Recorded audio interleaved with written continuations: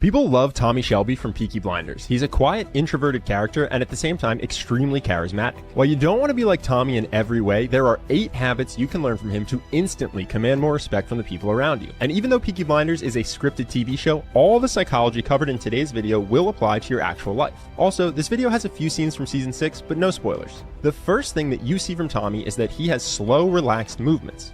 When he isn't physically fighting, he's almost never in a rush. For example, notice how slowly Tommy moves in this next clip and how it instantly gives you the sense that he's above feeling intimidated.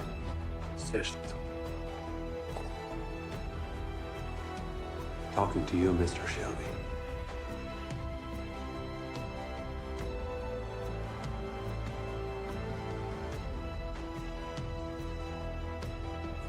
When you move slowly and comfortably in a situation where most people would be stressed, it shows that you don't feel scared or pressured. Along with his slow movements, there's a second body language habit you saw that helps Tommy appear confident. Tommy is comfortable holding eye contact, even during conflict. Right, he's the oldest, you're the thickest. I'm told the boss is called Tommy, and I'm guessing that's you, because you're looking me up and down like I'm a tart. I want to know what you want. What you want? Baby.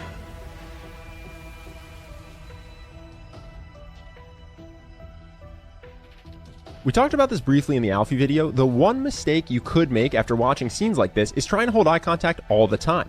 But holding eye contact during conflict can actually escalate the tension if neither of you is willing to break. So the goal isn't to never break eye contact, it's just to know what your behavior signals to other people. Hold if you want to show you aren't intimidated. Look down if your priority is to de-escalate. And if you want to diffuse the situation without projecting fear or discomfort, you can hold eye contact for 3 to 5 seconds and then break to the side instead of down. At a high level, Tommy's ability to command respect in moments of conflict comes from the fact that he's not reactive to hostility. Notice how much confidence Tommy can project without even speaking.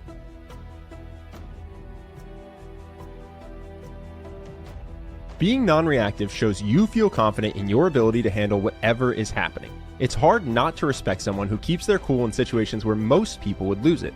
Here's another funny example of just how non-reactive Tommy can be. He researches his enemies. That's why he's been chosen. I am chosen. I'm chosen. The chosen ones smoke. This is obviously an extreme example, and hopefully none of us will ever have to deal with trying to keep cool with a gun to our head. But it's a good example of how Tommy's non-reactivity projects confidence under pressure. Of course, the goal here isn't to fake that you're okay while freaking out on the inside. It's to cultivate a genuine, deep internal confidence. We'll talk more about how to do that at the end of this video. There is one more quick body language habit you should steal from Tommy if you want to command attention specifically in large groups. Be as big as your audience. Scale up your hand gestures when you're speaking to more people. But the main thing is, you're a bunch of despite the provocation from the cavalry. But it is you, my friends, who must suffer the cuts in wages. Fair. Dignity. That would be unpatriotic. Moving beyond body language, the next way you can command respect is by focusing on how you speak. The first thing you notice about Tommy when he speaks is that his word choice shows conviction. Specifically when he talks about his plans for the future, he doesn't say, I hope to or I want to, but I will. Just a few more yards to go. And you will change your ways. I'll change the world. Beyond word choice, you can show conviction with just your tone. Many people do the opposite, ending in upward inflection, making statements sound like questions. This gives the impression that you're unsure of yourself. As an example, compare Tommy's tone in this next clip to Gina's. What are Michael's real intentions towards me, Gina? And if you lie, I will know. Tommy. He intends to complete the deal. Then you both walk away. So if you want to show conviction with just your tone, end your statements in a downward inflection. Similar to his slow, relaxed body language, Tommy also has a slow speaking cadence and uses pauses between words to hold attention.